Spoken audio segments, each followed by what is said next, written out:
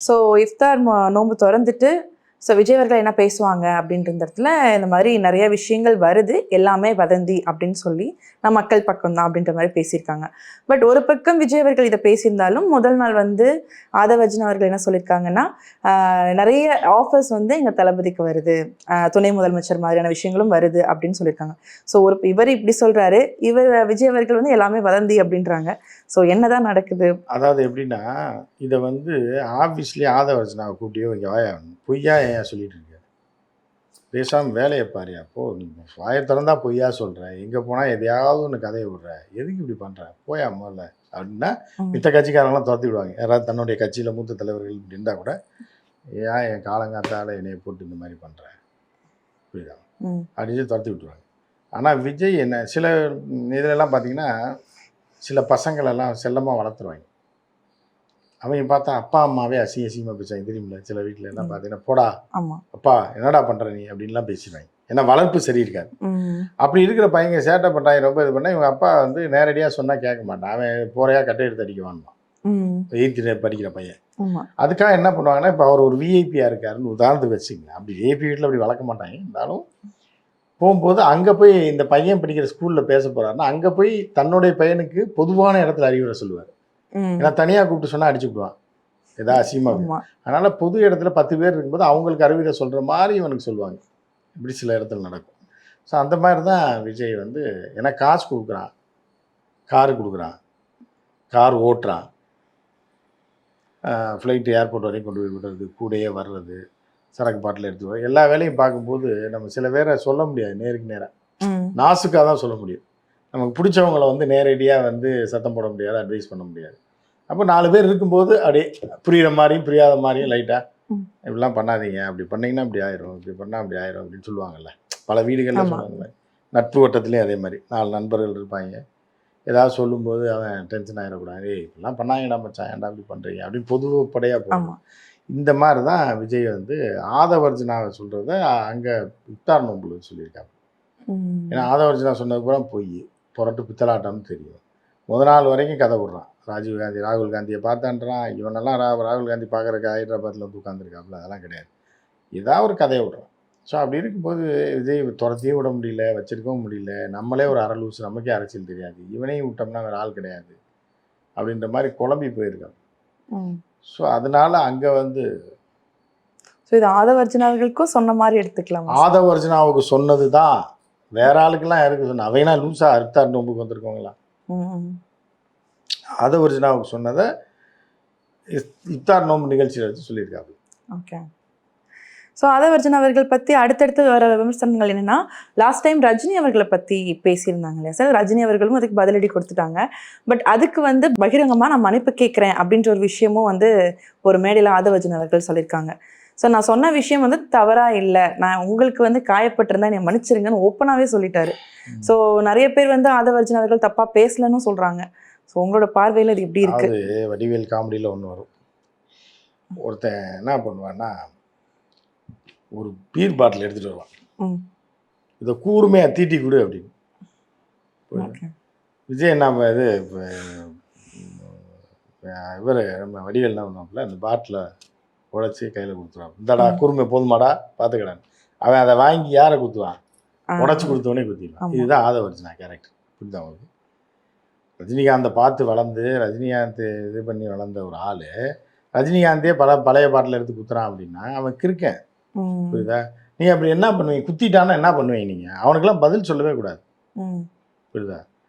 So Rajinikanth செஞ்ச முதல் பெரிய தப்பு என்னன்னா, இவனுக்கெல்லாம் பதில் சொல்லி லெட்டர் போட்டது. எதுக்கோ கலங்காத ஆள். ஈராக் போருக்கு, இஸ்ரேல் ஈரான் போருக்கு கலங்காதவர். காசா மேலே தாக்குதல் நடந்தது கூட கலங்கினது கிடையாது.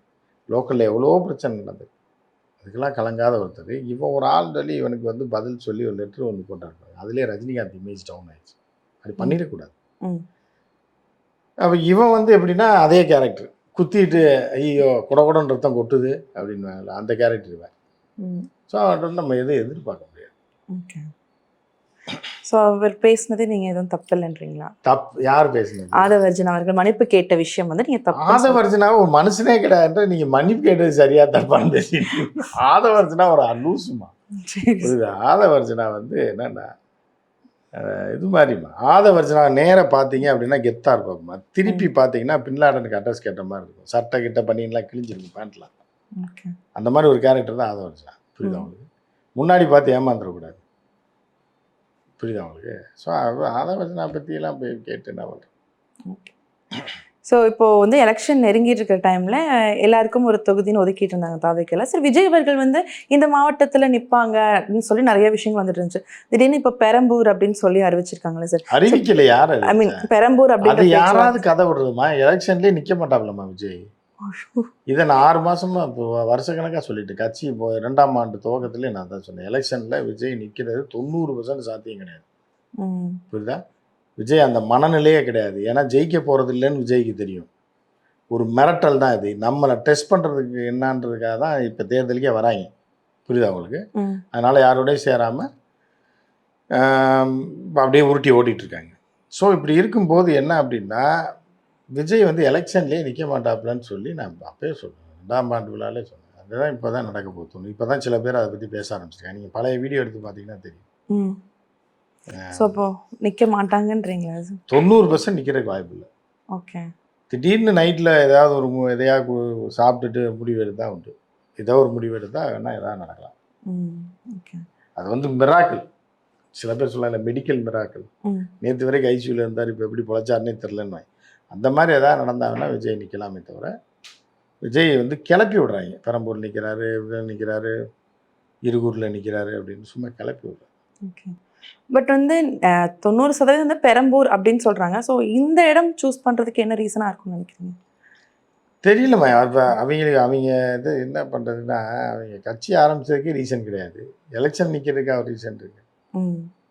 ஆதவர்ஜனா வந்து ஏதாவது காசு கொடுத்து அவன்கிட்ட சர்வே பண்ணி வாங்கி அந்த ரிப்போர்ட்டை வந்து வச்சுப்பேன். புரியுதா உங்களுக்கு? ஆதவர்ஜனா எப்படி கேரக்டர் அப்படின்னா, ஒரு பயங்கர ஃபேமஸான ஒரு மலையாள படம். ஒரு 20-25 வருஷத்துக்கு முன்னாடி ஜெகதீஷ் ஸ்ரீகுமார், ஜெகதீஷ் எல்லாமே நடித்தது ஒரு பயங்கரமான காமெடி படம். ம். அதில் என்ன பண்ணுவாங்கன்னா, ஊரை விட்டு அடிச்சுவீங்களா, துரத்தி விட்டு ஒரு 10 வருஷம் எங்கேயோ சுற்றிட்டு வருவாங்க.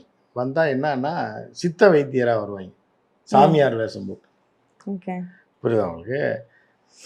அமிதாப் பச்சன் ஏற்கனவே பயங்கர அறிவாளி தெரியுமில்ல உங்களுக்கு? ம். அமிதாப் பச்சன் வந்து மதிக்கப்பட வேண்டிய ஒரு பெரிய ஆர்டிஸ்ட், அதில் எந்த மாற்று கருத்து இல்லை.